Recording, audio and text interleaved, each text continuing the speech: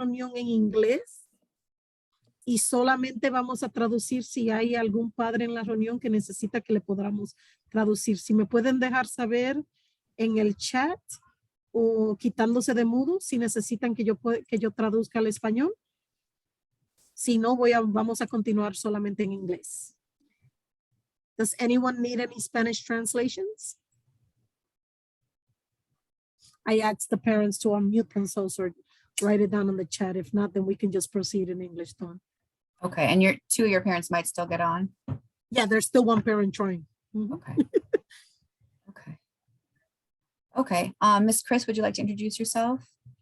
Hi, good morning. My name is Christine Logan. I'm the mental health specialist, and my sites are Trumbull Gardens, Sylvan, West End, and Gary Crooks. Miss Edie?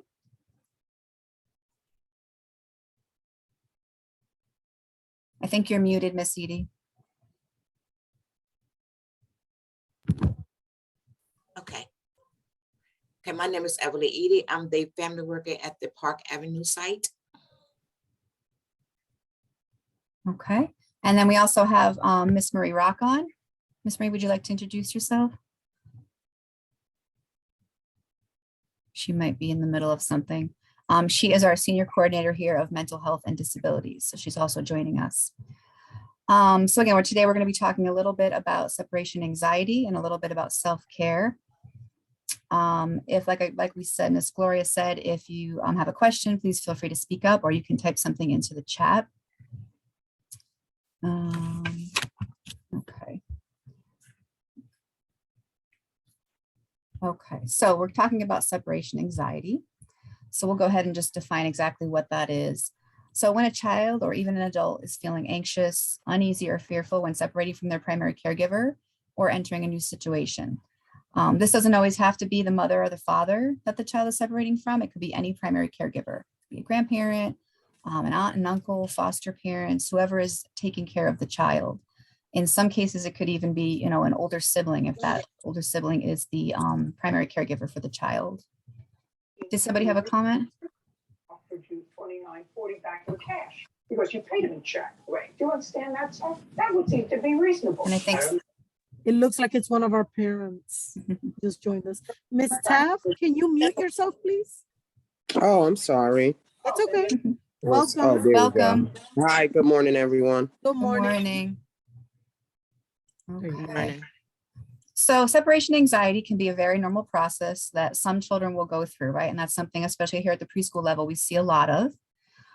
It makes sense, right, that any new change can cause fear, not only in adults, but especially in a child, and can cause them to become a little bit more clingy and more needy of their caregivers. So separation anxiety can show up at any time, but it not necessarily will affect all children, right? It can even happen at like the college level or the high school level. Some of us have a friend here who her son really didn't have any trouble with separation anxiety. And then when he went away to college, it really cropped up for him and he got, really anxious being away from home and ended up moving closer to home to go to school while living at home. A parent may have several children and see that one of their children really has a difficult time with separation anxiety and their other children do not. So that's very common. And a child may have separation anxiety at different times in their lives. So for example, this happened with my daughter. We brought her to nursery school. She never looked back. She never said goodbye to us. We dropped her off every day. She loved it. She was there for 2 years. And then when we went to preschool, she had very, very challenging separation anxiety. And that was because my ex-husband and I were going through a divorce, right?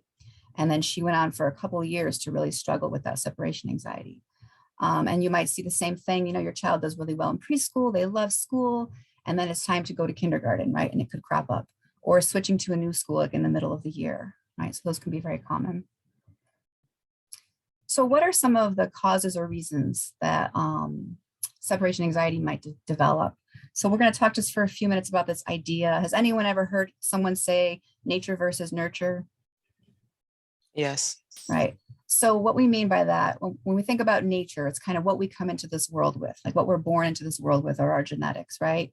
So the most common thing is like, what is our temperament or personality, right? And anyone who has more than one child sees this in their children, how different two children can be, right? So for a child who's very extroverted, for example, right, it's very easy for them to try new things. They love to be social. They love to be out. Going to a new school may not be as difficult for them, right? It might be an easy breeze for them to just start something new like that. But for a child who's more shy or more introverted, they may have a more difficult time navigating a new situation, right? And it doesn't mean that there's anything wrong. It's just a different personality type, right? Gloria, do you want to just check? Did anyone log on who needs Spanish translation? I just want to make sure we're not forgetting anybody. No, I don't see anyone. Okay. Mm-mm. Okay, I just want to make sure. Yep. So again, that's the nature, right? Kind of just what we're born with, kind of our personality. And then there's the nurture, which is the experiences we have once we're born, once we get here, right? So some of the things that can contribute to separation anxiety are the family, what they're born into, right? Our upbringing, our family's belief systems. It could be where we live, right? Different cultures have different beliefs. And then simple changes, like this is something we see a lot at the preschool level, a new baby coming, right?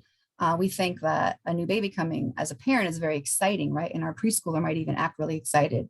They're going to help with diapers and they're going to be a big sister or a big brother, but it can also be very scary. And for a small child, they may wonder, well, what's going to happen to my relationship with mommy? Or once the baby gets here, they're not getting as much attention, right? This can kind of bring up a lot of fear and they may become a little bit more clingy and you might notice a change. The same thing could happen with getting a new partner, right?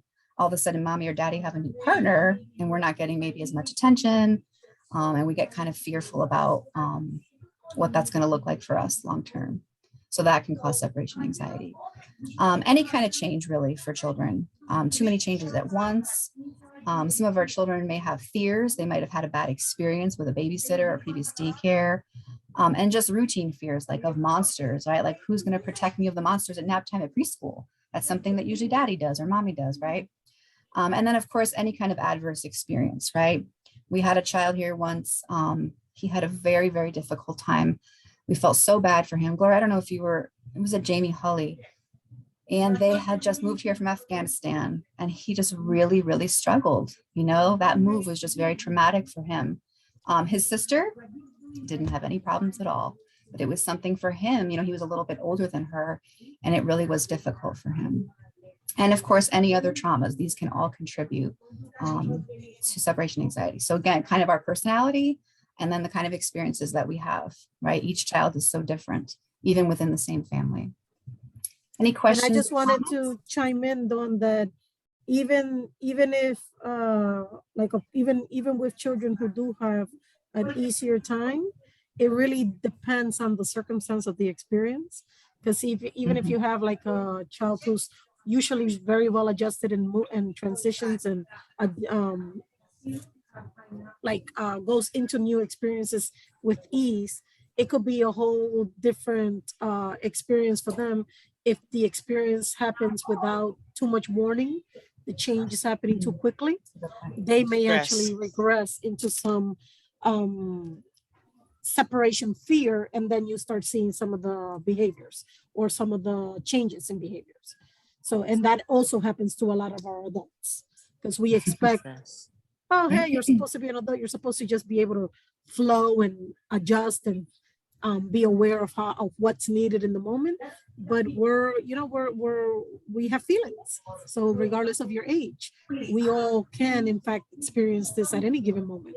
And it could be something that you're like, oh, I was doing really well with this. And then suddenly you start missing your old routines and patterns, and you may go into a little bit of a different state of behavior. Thank you, Gloria. That's a good point. All right, so let's talk about what typical separation anxiety looks like, right? So for many children starting preschool for the first time, right, it can be very scary. They don't know what to expect. And I think, the main fear for most of our children is my primary caregiver going to come back and get me, right? So we'll hear all day long, I want mommy, I want mommy. And it's because they don't know, like they're little, they're so young, right? They can't really conceptualize yet that mommy leaves, but that she's going to come back, right?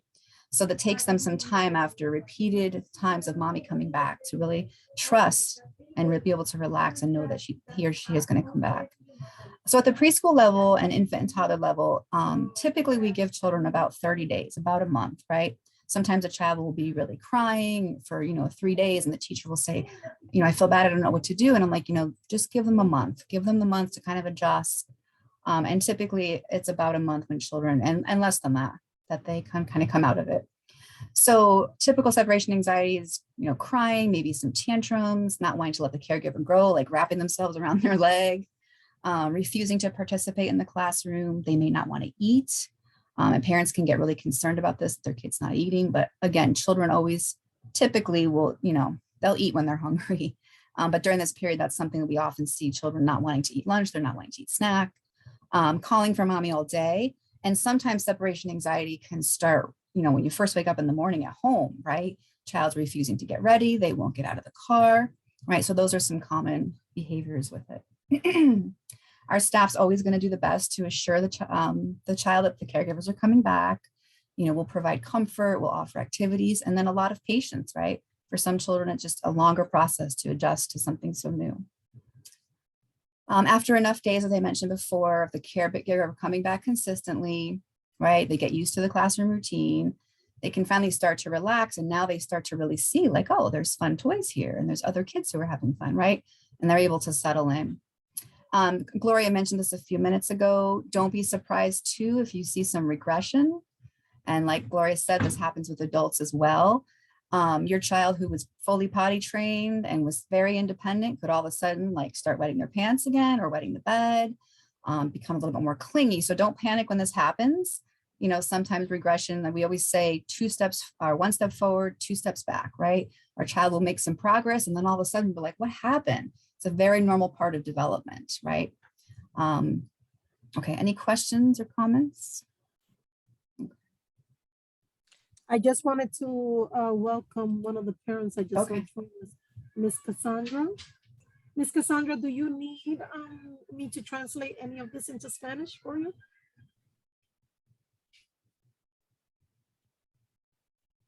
Do you need to say in Spanish, Gloria? Señora Cassandra, ¿usted necesita que yo le pueda traducir la información que la que estamos hablando? I'm not sure if she... Si me quiere contestar o if you want to respond, está en mudo. O me puede contestar en el chat. You can also reply in the chat. Natalie, is she one of your parents? I'm not familiar with her name. I have a Cassandra here, Harding, but she's not Spanish. Oh, okay. Good morning. Good morning. Were you calling me? I'm sorry to interrupt. No, that's fine. I was just wondering if you needed me to translate any of the information into Spanish. Oh, no, I'm sorry, because I'm on the road, so I wasn't hearing you clear. I'm sorry. No, that's Welcome. fine. Welcome. Thank you. Chris, did you want to say something? I just wanted to say that nature versus nurture works together in correlation with each other. Even though it says versus, there's always been a debate of which one plays more of a greater part, but they play in collaboration with each other. The nature is the wiring and the influence of genetics. So that is then manifested and grows through the nurture that's given or not given. So I guess. Yeah. So if you had, that's a good point. If you had 2 children who were very extroverted, right? That doesn't mean that they're both going to do well in the same new situation, right? Because they're going to have different life experiences. So yeah, I didn't mean to portray it as a versus, but and it's a big argument, right? How much they both play, but I agree with Chris that they both play a role together.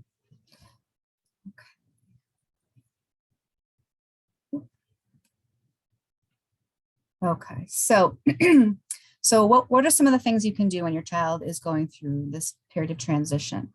So the most important thing you can do as a caregiver is to reassure your child that you're coming back, right?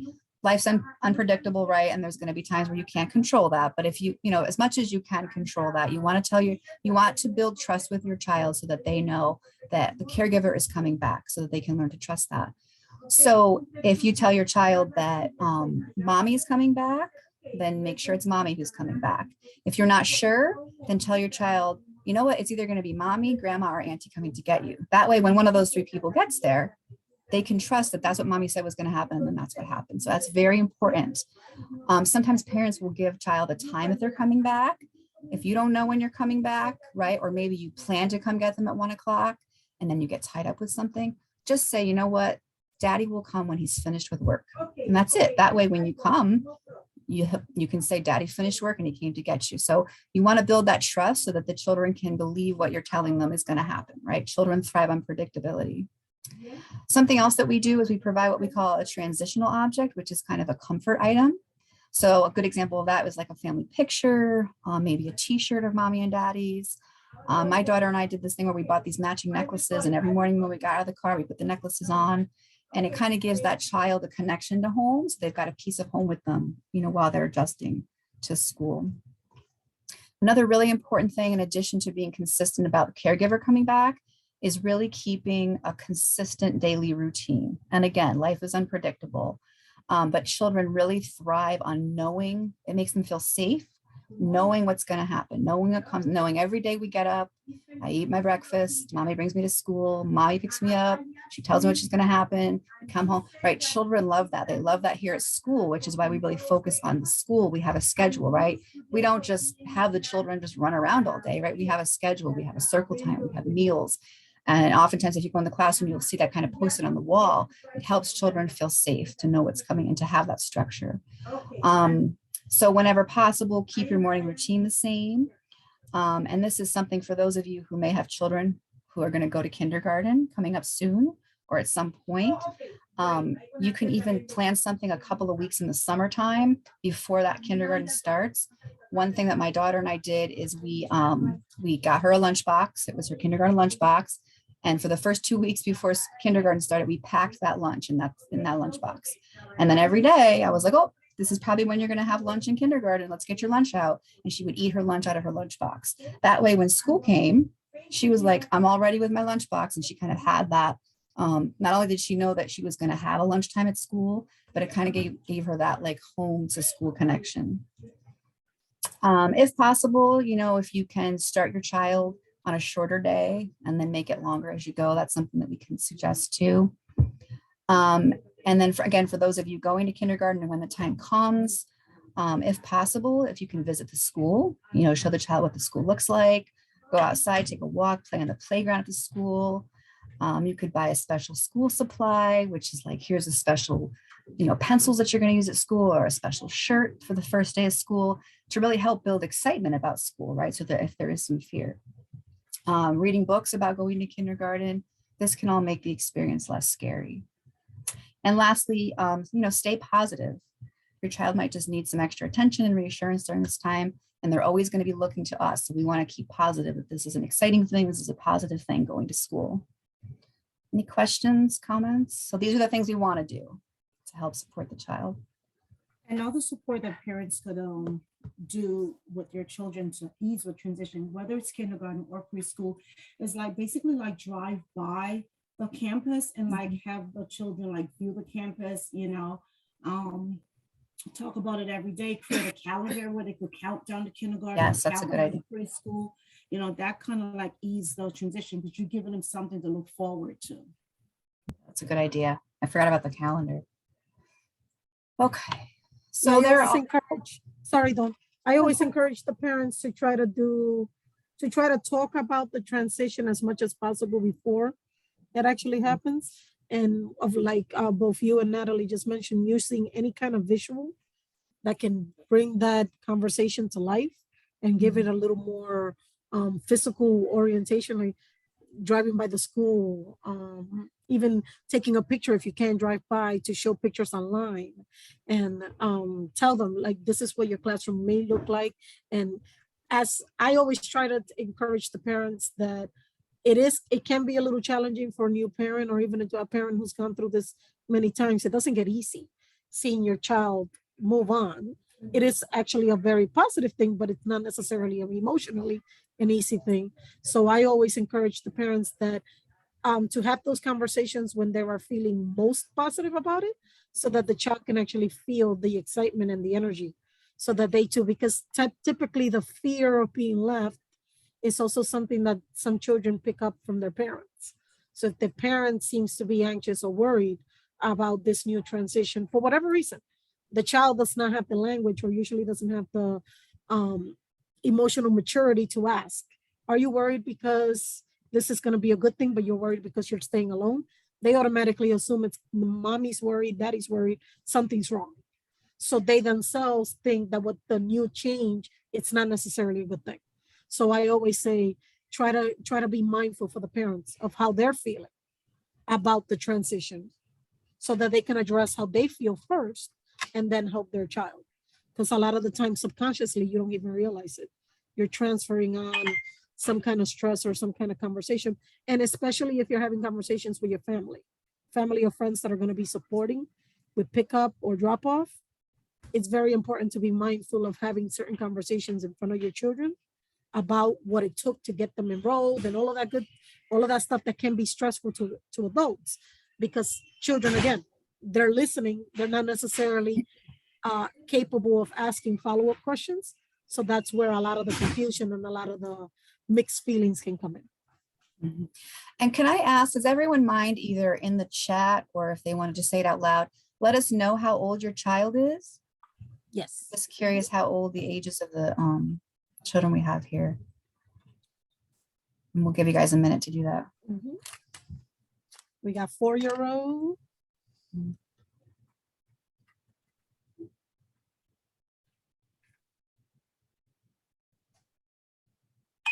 And just to clarify, separation anxiety can happen at any age. Yeah, we talked about there isn't a college. cutoff. That's what I Right. said. We had a friend who college, their child had a. Yeah. Okay. So some I of you, remember breaking down when I was in college. so I don't know if your 4-year-old is heading off to kindergarten and, if they had any challenges with separation anxiety, but, just be mindful of it. Hopefully your child doesn't struggle with it. But, even if you aren't worried about your child struggling with it, it's still a good idea to prepare them for kindergarten. And, as we, it's end of March, this is usually the time when we have those conversations because it comes up pretty quick, right? It's March and then it's going to be summer. So anything you can do to get your child ready, some of the things we mentioned before, we got one more in the chat. So we have a 2-year-old, 3-year-old, and a 1-year-old. And again, like I said, sometimes when children are babies, right, they may not have separation anxiety. It's super easy. They're such an easy baby. They were so great. And then all of a sudden it's like preschool or kindergarten. You're like, what's going on? My baby's always been so easy, right? And again, this doesn't mean that there's anything wrong. It's just, it's a common thing. So it's something you want to be mindful of and have some resources in the event that it does happen. Okay, so we just did the do's. We didn't do the don'ts yet, right? Okay, so there's also a couple of don'ts, and these are some things that we see here at the daycare. It's COVID now, so right, parents are dropping off outside, so this doesn't happen as much, but we don't want to linger, right? Our tendency as a parent is to be like, oh, are they going to be okay? And let me get, we've seen parents where they're like, I'm just going to sit for a few minutes and let me, are you okay? You don't want to do that, because when you do that, that's sending the message to your child, mommy doesn't seem really sure about leaving me here. So if she's not sure, I'm not sure. You just want to keep it super consistent, right? You don't want to be really in a hurry one day and dropping them off at the door without barely a hug. And then the next time you're kind of feeling more anxious and you're sitting, you just want to be very consistent. You want to say, I hope you have a great day at school. It looks like there's a lot of fun friends here and toys. Mommy needs to go to work. Either mommy or grandma are going to come back to get you when we're at the end of the day. I love you, tight squeeze, and then leave. That's the best thing that you can do. It can be very difficult to do, but it is the best thing to do. Another thing we've had parents do, which again, because of COVID is not going to happen, but it's kind of hide, like in the hallway, and kind of keep peeking in to see how, right? Oftentimes the child knows that the parent's there. And at Alliance, I don't know about at like the Board of Education, but if you're really concerned and you say to your site manager or specialist, hey, do you mind if I call you at like 9:30 and just ask if, right? We'll be more than happy to do that for you. And I would say 9.9 times out of 10, once parents leave within like 5 minutes, the child usually stops crying.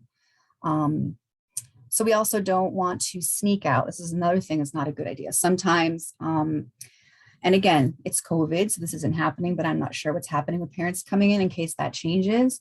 Sometimes a parent will have their child like get them engaged in an activity. And once the parent feels like they're going to be okay, they sneak off. You don't want to do that, right? Because that's just going to break trust with the children. And I'm not saying anyone here, has done these things or will, but these are just some things we've seen. And those things can really kind of increase the separation anxiety. So Ms. Glory touched a little bit about this a few minutes ago, and we'll talk about it more later on. But you don't want to let your child see you crying, or you don't want to talk about how nervous you are, or let them hear you talking about their separation anxiety, right? You want to check your own anxiety, and you just want to show your child that you're confident, right? You're confident that this is a positive thing for them going to school. I used to go sit in my car and like burst into tears after I would drop my daughter off. So that was fine, but I didn't do it in front of her. And we also don't want to, yell at our child. Hang on, I gotta move this little bar. We don't want to punish our child. We don't want to yell at them. It can be very frustrating. I know personally for 2 years how frustrating this was for me. I've seen other parents, I've seen the frustration on their face. It can be very challenging to have to get to work. You need to drop your baby off and you need to get to work or get wherever you're going. But really just try to be supportive. Something we hear a lot is, big boys or big girls don't cry. I'm not a big fan of that because big boys and big girls do cry, right? Adults cry. We have feelings, things bother us. So you don't want to invalidate your child's feelings if they're really feeling scared. You want to let them know, that you see that they're sad, you're going to miss them too, but reassure them, it's going to be okay. It's going to be okay. And, like I said, starting something new can feel really scary. It's not scary for us because for us it's frustrating, but for the child it can be. So we want to offer as much support as possible. Anyone have any experience with any of the things we're talking about so far? You can put it in the chat. Well, let me check the chat. I had an experience as an adult and as a professional. When my daughter was going off to boot camp to the United States Marine Corps, I broke down. It was so hard. Even to this day, it's like very hard for me. Like for every deployment, even though I know I have faith that she's coming home, it's still hard and difficult for me to handle. I cry. Every time that I have to bid her goodbye, have her put on that airplane and fly back to her place of residence, it's a very difficult experience. Even with my oldest child, in my first experience into preschool, it was fine for me. But when she got ready for kindergarten, and it was a cultural shock, first time parent for me, leaving her with children that was not on her age level, height level, it was a scary, scary experience for me. Even going into college was a scary experience as well. So as life goes on, separation anxiety is like an ongoing experience for everyone. Yeah. Thank you, Natalie. And again, it's funny because just like I was saying, we were talking earlier about nature and nurture and, certain personality types, right? I know plenty of moms who have not had any issues with dropping their kids off here, leaving their kids alone. I cry after every single milestone. So that's, I have a different personality. So that doesn't mean there's anything wrong with me. Doesn't mean there's anything wrong with those other parents. Just it's the children who, are different. And so are the adults, right? So it's going to be different for everyone. I'm going to be like Natalie. If my daughter does end up going to college, goes on her first date, anything, it's like that can cause a lot of anxiety in us. And you're right, Natalie, it's the whole lifespan. So. And Dawn, you were right. This is Mercedes. You're right with the separation and the anxiety. Now, I have 2 sons. When the first one went to college, I had no problem, maybe because the one was leaving home and I had one left. But when the youngest one went to college, I really had a hard time accepting him leaving home. But the oldest one, I didn't. Yeah. Why do you think that is? I don't want to get personal, but maybe because he was the baby. I don't know. Yeah. I really don't know. I look back on it now and I'm saying, I wasn't that really worried about the oldest one, but the second one, I was really worried about him going to college. Yeah. And again, that's what we were talking about earlier. It's like, every child is so different, even within the same family. Two siblings can be so different, right? Yeah. And because they're so different, the parents' relationship with them is different, right? So again, that's why I just want to make sure that we're talking about separation anxiety. It doesn't mean that there's anything wrong. It's we're all different, and it takes some of us, and that's not even true that's true with everything, with development in general, right? We're all developing on a different continuum. So yeah. All right. I see that Marie and then Christine have their hands up. Thank you, Marie. Gloria. Yes. No, I just I think a parent with the LG L3 something, I think she's having trouble with the internet. So I just want to say, no, we not freezing up. Because I see you going unclear. So it might be your internet that's a little bit unstable. But the good thing is that we are recording this, so anything that you miss, we will share it out. So I just wanted to say that. Yeah, I was actually supporting her and letting her know that it might be her connection, or if she's moving around. Yeah. Like, No, Zoom gets a little glitchy sometimes. Yeah, this is my parent, and Okay. she always have problems with the Zoom. Okay, so I just wanted her to know that She we always, saw the message. we texting each other back and forth now. Okay. Okay. Okay. Thank you. Okay. And then Christine, you had something you wanted to say? Yeah, I was gonna just piggyback off of Miss Edie, and when she said she doesn't understand why she treated them different. I believe that's due to the fact of their nature, because I have two kids as well. I have a boy and a girl. My daughter, she was very needy at birth, and my son, he was a lot more independent. So that could be, and plays a factor into maybe why had more separation anxiety with one than the other, because you've seen their genetic disposition at birth. So you knew one was a little bit more clingy than the other one. The oldest probably showed a lot more independence. And I think it was too that my youngest one was very outspoken. My oldest one is something like me, quiet or whatever. But the youngest one, he's very, very outspoken, and I guess that's why I worried about him so much, because he was very outspoken. Yeah. Natalie knows that, right? Miss Edie, that actually is the same, I guess, the same circumstance I found myself in. I'm the youngest of 6, and I was obviously the last one to go to college. I didn't have a problem leaving home, although I thought I didn't. I was very happy to leave. I'm very outspoken, as you can see, but I went through my own separation anxiety, but didn't want to let my mother know because I didn't want to worry her. But then I actually felt some type of way when my mother didn't show any kind of separation anxiety. And it took years for me to realize and understand what you just explained, Miss Edie. It was just simply because of my personality type. She's like, you're going to figure it out. It's the other ones that already graduated and are now building their own families. Those are the ones that I'm still worried about. I'm like, but I want you to worry about me. So it's like, it's a strange emotion to go through, because you sort of know why you have to adjust, but at the same time, you can't miss what you already knew. So it's like a bittersweet, nostalgic type of situation to go through.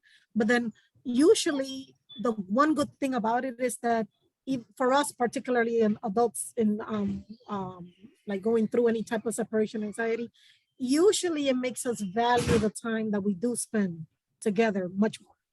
So then you end up, if you're doing, for me, like when I came home to visit, I didn't take that for granted the way I would have if I came home to visit from visiting, like if I was visiting only for a weekend. That weekend meant a lot to me rather than taking it for granted, because I knew that the next time it was not going to happen probably in about a month or a half. So you get to miss the person, you get to miss the environment, and you get to take a little bit more advantage of it. Yeah. All right, thank you, everyone. Okay, so let's talk about what happens if separation anxiety happens to go beyond what we call the typical period, right? And again, this does not mean there's anything wrong, right? Some children just might need some extra support to get through a transition. So just so everyone's aware, which parents who aren't, you might be aware, here at Alliance, every site is assigned a mental health specialist. We do have a mental health component who is available for support. So chances are, if your child has been really having a difficult time for about a month, your specialist is probably already aware of that. The site manager may contact them and say, hey, I want to just let you know such and such is having a difficult time, right? So at that time, you either can contact the site manager, or if the specialist that you know, you can contact them. They can come do some observations. We can put together some strategies and an action plan. We can create a meeting so that you can really talk with the teachers and the other staff at the site. So we can figure out, the best way to support your child. Another thing is you may decide that in addition to, implementing strategies in the classroom, that you seek an outside referral if that's something that you feel like you want and it's appropriate for you and your child. And your specialist will be able to help you, explain the different services that are available and help you to navigate through that process. If you end up if you have older children, any of you on the call, or once your child gets to kindergarten, don't hesitate to call your school counselor and just say, I'm concerned and I need some help. They should be there to help you.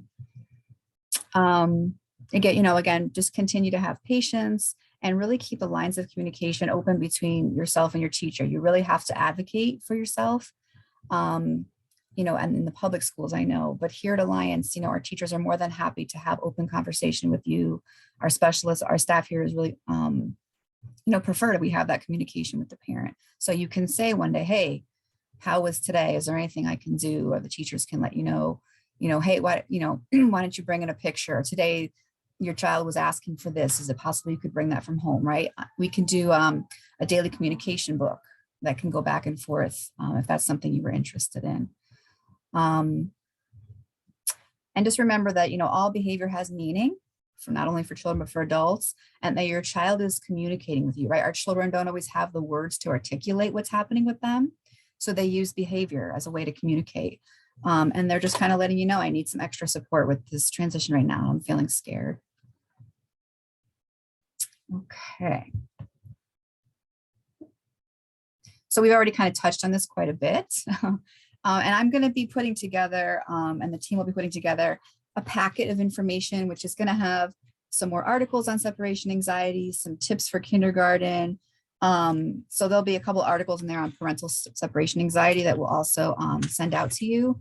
But we've already kind of talked about this a little bit. I can just tell you, like, for me, I felt so guilty about the divorce and everything that we were losing that I had to be really careful not to let my daughter see any of that anxiety in me or any of that guilt in me, because I know that would make it more difficult for her. I mean, she was already, I think we were definitely both suffering from separation anxiety. And the bottom line is, if you seem uneasy at drop off, chances are good so will your child. They're going to probably feel uneasy as well. All right. Dawn just wanted to add that one of our parents, yep. The LG, she says that in her experience, keeping a routine has been very helpful, has worked the best as possible. So in her experience as a parent, she thinks that creating that routine is definitely key. Yep, definitely good point. Because if you keep your routine the same, right? Like if the change is bringing up a lot of chaos, let's say, and then also the rest of their lives is chaos, right? But at least if you have a routine, they can look to that routine and be like, okay, I'm not liking this whole school thing, but then once mommy picks me up, I know what to expect. And mommy did say she was going to come, and she did. And now we're going to go home and we're going to do dinner, and then we're going to brush our teeth, and we're going to go to bed. And, because sometimes I know, like, this is a common thing. Like if a parent feels guilty, for example, like let's say mommy all of a sudden has to start working full time and feels guilty about it. I feel stressed about it. And she drops her kid off in the morning. And the last thing she does in the morning before she goes to work is see her baby falling apart. Then she goes to work all day, and then she picks her baby up and she sees her baby still crying, or you can just see it on her child's face that her child has not had a great day. Sometimes we can feel guilty, right? And we can bribe our children, or we can let them, I'm just going to let them stay up late tonight on the tablet, right? We don't want to do those things, as tempting as it is to do those things. LG, you're right. I'm sorry, I don't remember your name. But having that routine and that predictability and those limits, right? Our children need to know that we are in control, like we set the limits, we're setting bedtime, and that they can look to us for a sense of feeling secure and confident about going to school and the other things that are happening. Okay. Brittany, thank you, Brittany. Thank you. Okay. Any other questions or comments before we move on from separation anxiety?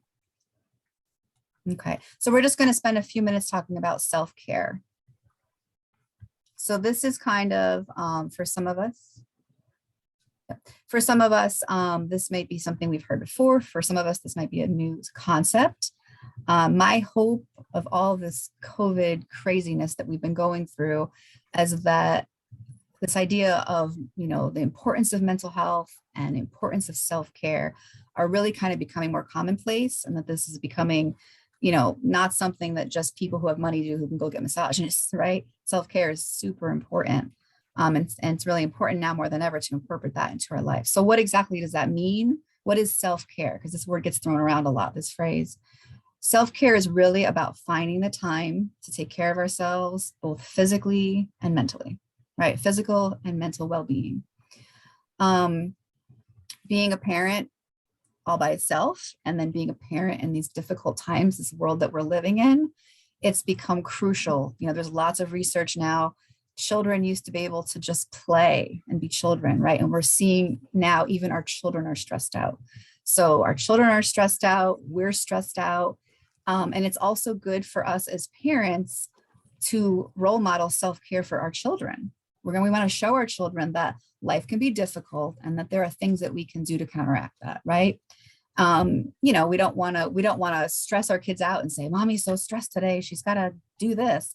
But it is good for our kids to see, like, Mommy's had a tough day, let's do some breathing together, or let's go play outside and relax, right? So sometimes we can do our own self-care, but then sometimes we can do self-care with our child and model that for them. So when we think about like doing things to take care of ourselves, physical things seem pretty obvious, right? We all know we need to exercise more. We all know we need to eat right. We all need to drink more water. But taking care of our mental health is just as important. And unfortunately, mental health has such negative connotations to it. And when we think about mental health, we see it as negative and we think that something is wrong, right? Mental health, oh, people hear that and they're like, oh, nothing's wrong. It's a big stigma, right? But mental health is about, finding positive ways to deal with our emotions, decrease the stress in our lives, and hopefully have, more satisfying relationships or time to enjoy our relationships and to be able to relax. Okay. I think I've already said this, being a parent is one of the hardest jobs you'll ever do. And it can be really challenging, right? As a parent, your job, especially if you have, more than one child, I only have one and I can't imagine having another. You're always taking care of other people. That's your job description. So how do you find time to take care of yourself, right? It can be very challenging. And a lot of times parents, it's not even really on their radar. You just get into this mode, your child is born, you have another child, you have, working and, you're fed up on you and you're trying to get to appointments and you're trying to fill out paperwork and there's so much to do and life is so crazy. Taking care of yourselves is probably pretty low on your list of priorities. And for those of you who it's not, congratulations, because that's awesome. I've really struggled with, figuring out how to take care of myself. So let me get rid of this chat box. Okay. So there's 4 important things when trying to figure out self-care and how to take care of ourselves. One, you want to be realistic, right? There's a reason that New Year's resolutions fail. People typically come up with these grand things. They're going to join the gym and they're going to once a month get a massage and they're going to, right? And then what happens, right? Those gym memberships go to the wayside. So we want to be realistic. Like, what's realistic for you? Something that if you decide to do it for yourself, you're actually going to be able to accomplish it.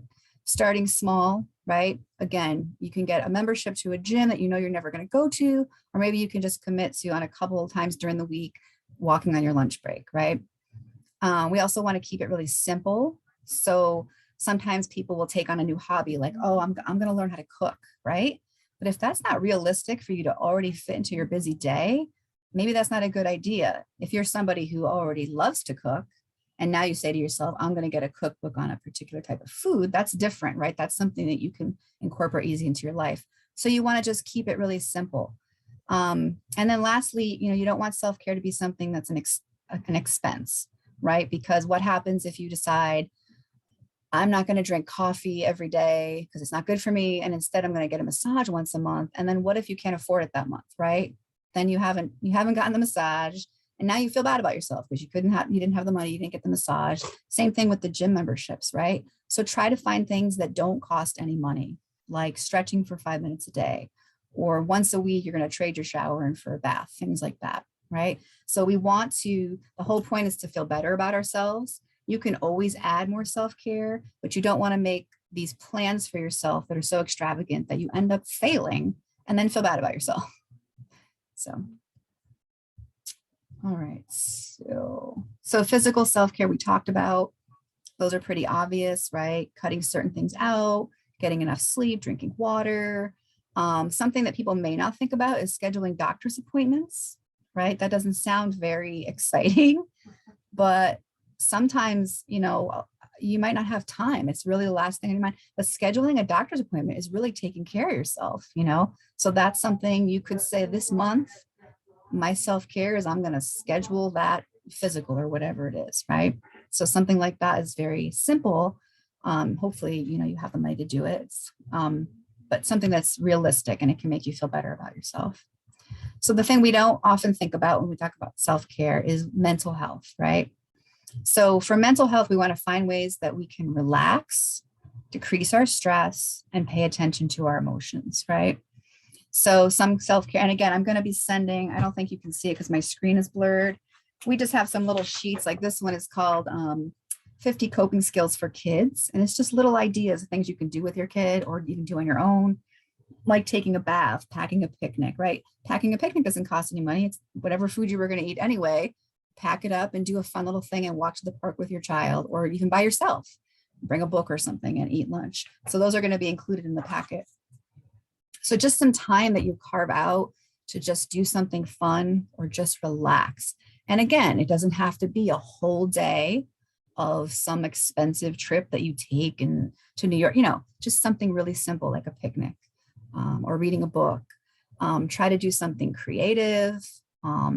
This is a really good one that for certain people, they love it. Certain people are like, but writing in a journal, just having a simple journal where each day you could just write down, today was horrible, here's why. And that's it, close it, let it go. It kind of helps you to kind of get that out of your mind and out of you.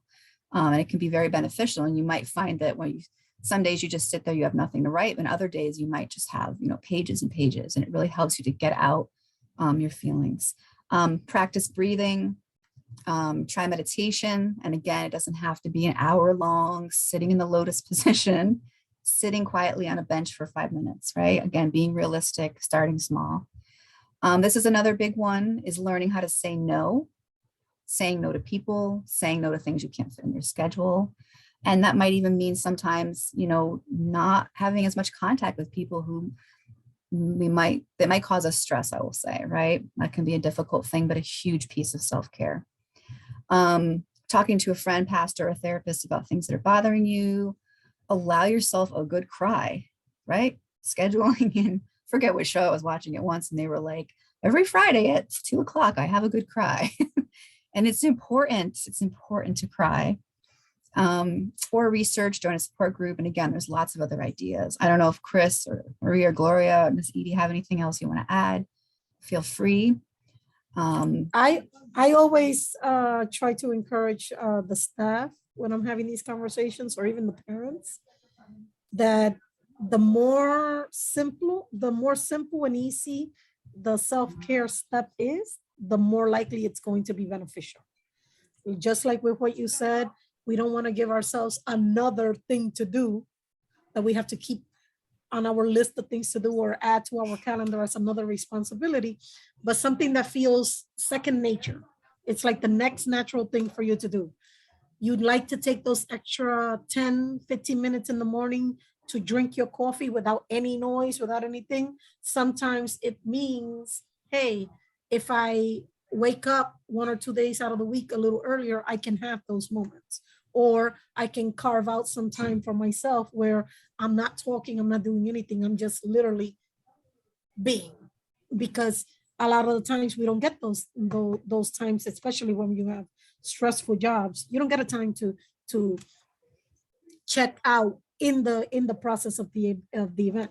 But a lot of the times that's the one thing we need to do, to just check in with ourselves. Hey, how are you feeling? Where are you right now? So I always say, like, ask yourself the question, where are you? When you ask the question, where are you? Not so much where physically you are, but how do you feel? So that it doesn't become a almost like a cup that's getting full slowly with different stressors and different emotions, but that if you're checking in periodically with yourself, usually you will come back to it when you're actually relaxing and actually addressing. Because a lot of the self-care and the mental health end is challenging, because we are so used to doing, and we're so used to going and going and going, that you don't think that you yourself need time to relax. And then when you're trying to struggle with sleep and all of the other stuff that comes with when you're not doing such a good job at self-care, it just becomes another compounding issue to have on your plate. So I always say, walk around with a little saying that makes you feel good, or a picture of something that quickly snaps you out of a negative state of mind, so that you can actually give yourself that little break, even if it's 2 minutes. I love hearing babies laugh. So if I could be in a horrible, horrible mood, and I can watch 2 videos that I have on loop on YouTube, and the minute the baby starts laughing, I'm in a different state of mind.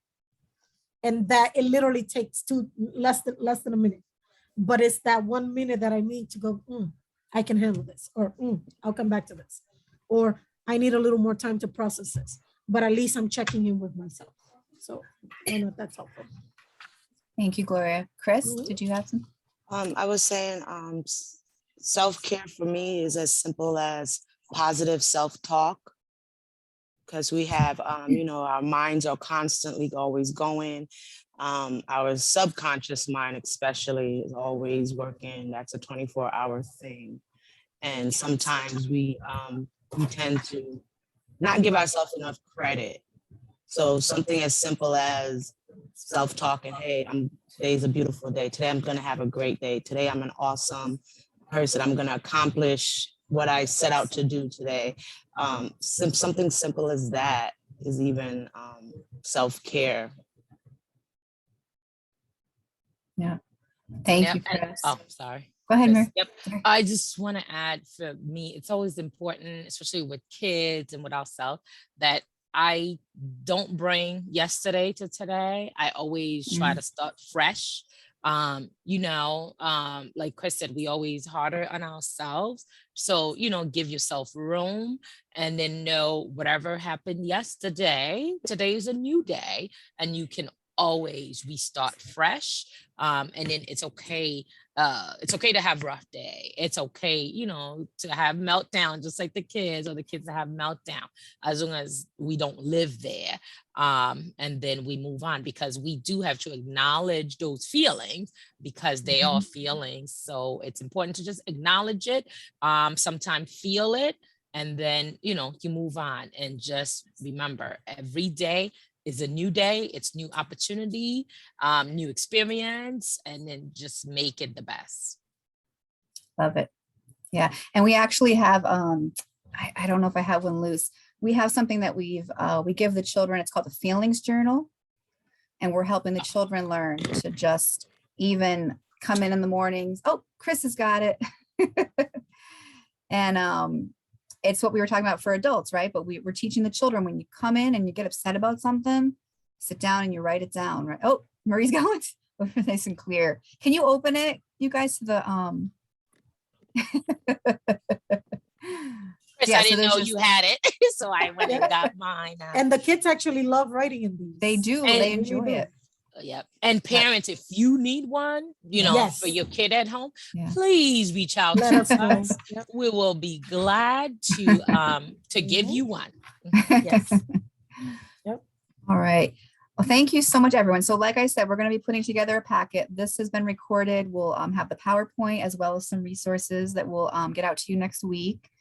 Does anyone have any other questions or comments before we end?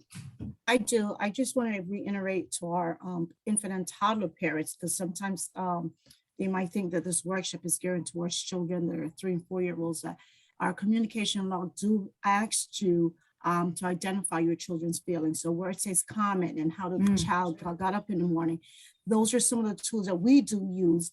So it might not be the booklet that Ms. Marie Rock or Miss Christine had exposed to you, but we do have those identifying those feelings at a younger age, because we want to target those feelings and ensure that those children become safe.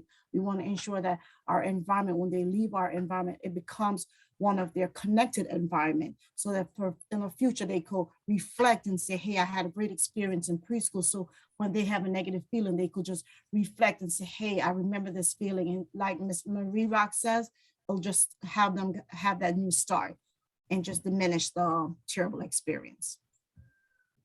Thank you, Natalie. Dawn, I just want to add something that I just want to say thank you to parents for, for coming on. I know it's busy. I want to say special thanks to Miss Natalie for always supporting and reaching out to parents and showing that parents are getting all information. And then to the mental health team, thank you for putting this together. And parents, we doing series every month. So please let us know what kind of topics and, what time. Please talk to your other parent friends, and let them know the good things that they are missing out on. But that we will have other topics next month that they can join us, because the best way parents get information is from other parents, right? So please spread the word. And we really appreciate, and I appreciate my team for putting this wonderful topic together and having us here this morning. Thank you, Marie. Chris, did you want to add something before we go? Oh, I was just going to see if you wanted to leave out with a meditation video for stress, for anxiety. Let me ask Marie quick. I did the Zoom till noon. Will it cut out at noon? No, it's only for 2 minutes. Okay, yeah, I think that would be great, Chris. I think that would be great. Okay, so let me see if I can play this.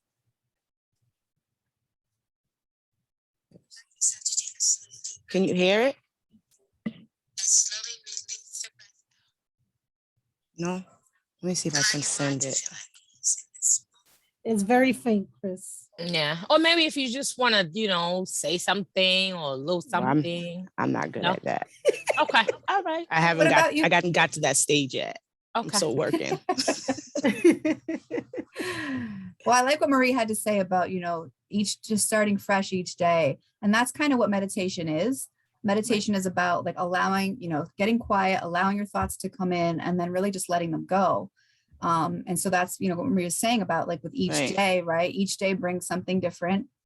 So maybe we could just kind of do a quick 1 minute of silence, kind of just thinking about that and then just paying attention to your thoughts. And when they come in, just kind of let them go. Wish I had my little bell. So we'll go ahead and just start and just take some deep breaths. Take a deep breath in through your nose and then out through your mouth. Just take a couple of cleansing breaths. We're probably all heading back to work, something that we need to do right now. Just give ourselves this minute to just be with ourselves, attend to ourselves, and allow this to be a moment of self-care.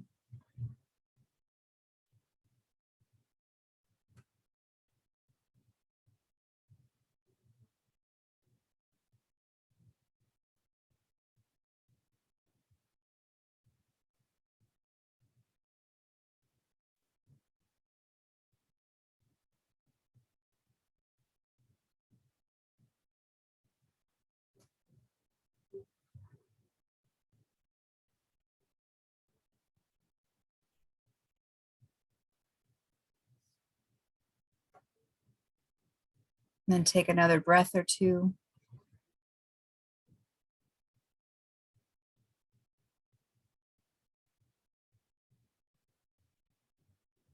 And allow yourself to come back to the Zoom.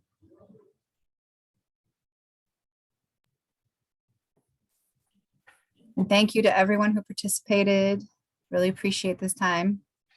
Thank you. And And- I didn't return to Zoom. I returned to Jamaica. Just It's Take much me better. with you, Natalie, Natalie. I was right next door in the Dominican Republic. Yes, we were all on some island. So I Thank just you, wanted everyone. I just wanted to let all of the parents know that if you really enjoy this, and even if you're looking forward to any topics, if you can share it, just like Miss Marie said, with the fellow parents, and also if you do know any Spanish-speaking parents that are hesitant to attend, please let them know that I will make myself available as best as possible to all of the upcoming workshops to translate into Spanish. And hopefully we can have more parents participating of all different cultures and nationalities, because we want to open it up so that the parents sort of guide us as to what topics are of importance and what are topics of interest that you would like us to cover. Yes, thank you, Gloria. Thank you very everyone. much for everything. Have a All right, wonderful have a afternoon, everyone. Blessed day, Yes. everyone. Thank Enjoy you. it. Bye. Bye-bye. All right. Bye. Bye-bye. All right.